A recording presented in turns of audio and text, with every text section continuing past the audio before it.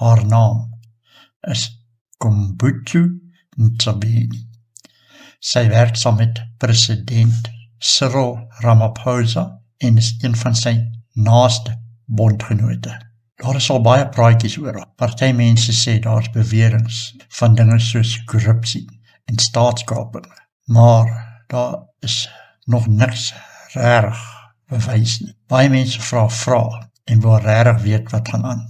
So vandag oor haar gesê word. Welkom by Hy's Regtig. Die plek waar ons nie skaam is om die waarheid te vertel nie, al maak dit die skuldiges ongemaklik. As jy ons nog nie volg of gesubscribe het nie, doen dit nou. Deel hierdie boodskap met jou vriende, dat hulle ook weet wat aangaan, want ons kan nie bekostig om oningelig te bly. Nou kom ons spring kop eerste in vandag se onderwerp in. In 2022 het die Sonderkommissie se staatskapingsverslag skokkende bevinding oor Ntshavheni vrygestel. Sy het op die raad van Denel gedien. Die van julle wat nie weet wat Denel is nie, dit was die staatsvervaardiger van wapentuig in Suid-Afrika en was op 'n stadium een van die topmaatskappye in die wêreld.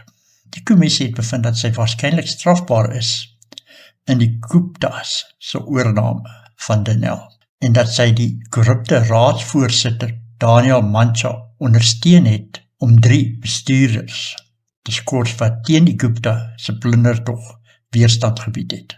Die kommissie het Ntshavheni se verduideliking oor haar betrokkenheid as absolute onsin beskryf. Sy beweer daar was sterk bewyse teen die geskorste bestuurders, maar jare later was daar nog geen dissiplinêre verhore teenoor die ouens gehou nie.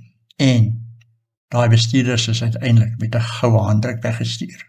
Die kommissie het die volgende gesê: 'n mens sou verwag dat iemand wat dit nie destyds besef het nie, dit intussen sou besef, maar selfs in 2021, toe soveel bewyse reeds in die openbare domein was, dink minister Ntshavheni steeds dat daar niks verkeerd was met wat die raad gedoen het nie.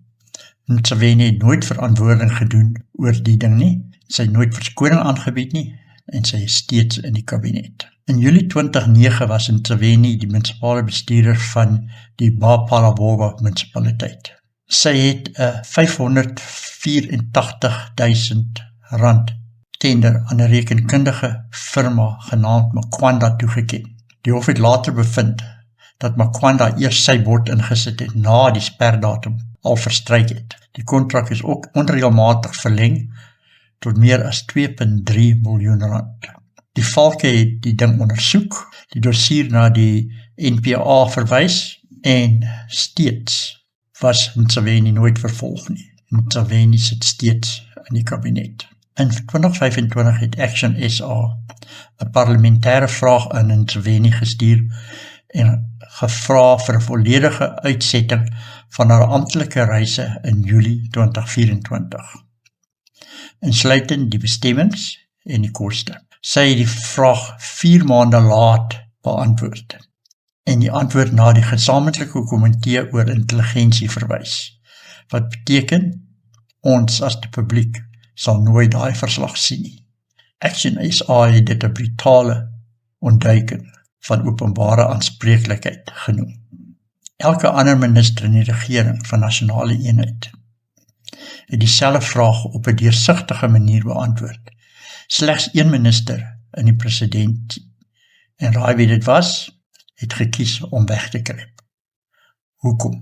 In Januarie 2024 sê Ntshavheni oor die onwettige mynwerkers wat in die verlate Stilfontein mynskag vasgekeer was, dat hulle eenvoudig net uitgerook moet word. Onnodig om te sê dat die Suid-Afrikaanse Menseregte Kommissie genader was om daai kommentaar van haar te ondersoek.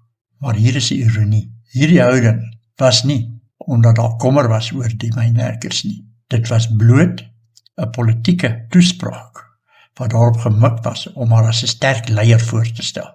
Talle van daai mynwerkers het later in die myn gesterf. Ntshavheni het nooit haar opmerkings betreur nie. En dan was daar natuurlik die geval waar sy vir die hele land en die parlement gelieg het. Party mense sal nou sê, ja, maar gelieg is 'n lelike woord, maar daar is geen beter ander woord nie.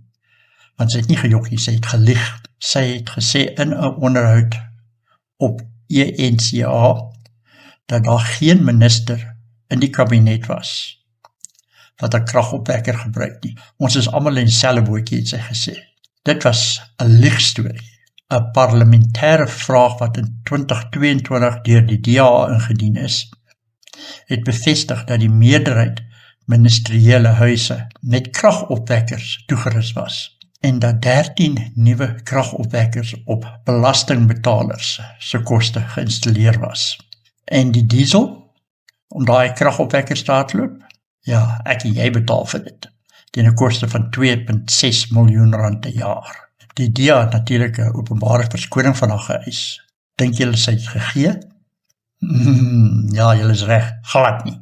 Natuurlik het Ntshavheni ook 'n veldtog van belastering teen die vakbond Solidariteit en AfriForum gevoer. Sy het beweer dat hulle 'n voortgesette disinformasieveldtog in die Verenigde State voer om valse beweringe oor wit volksmoord in Suid-Afrika te maak. Solidariteit het daar 'n lastige dag vir en gesê die minister het geen basis gehad om sulke beweringe te maak nie.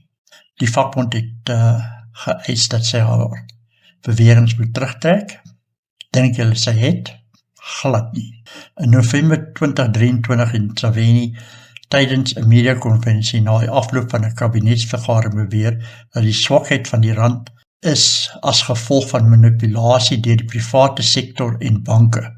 Sy het gesê dat die private sektor geen belang in die ontwikkeling van die land het nie en dat hulle alles doen om te verseker dat die regering in duie stort.